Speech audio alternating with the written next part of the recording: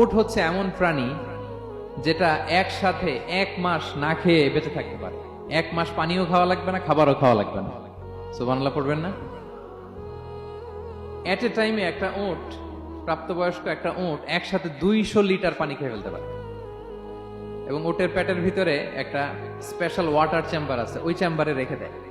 খেয়ে ওইটারে পাঠায় দেয় না ওদের কিডনিতে। 200 লিটার পানি একবারে খেয়ে স্পেশাল চেম্বারে রেখে দেয়, যখন লাগবে ওইখান থেকে নিয়ে নিয়ে বেঁচে থাকে। 1 মাস না খেয়ে বেঁচে থাকে কি করে? উটের পিঠে দেখবেন একটা কুজ আছে, একটা উঁচু উটকে যদি কল্পনা করেন, উপরে একটা কুজ আছে না, এই পুরো কুজটা হচ্ছে চর্বির আধার।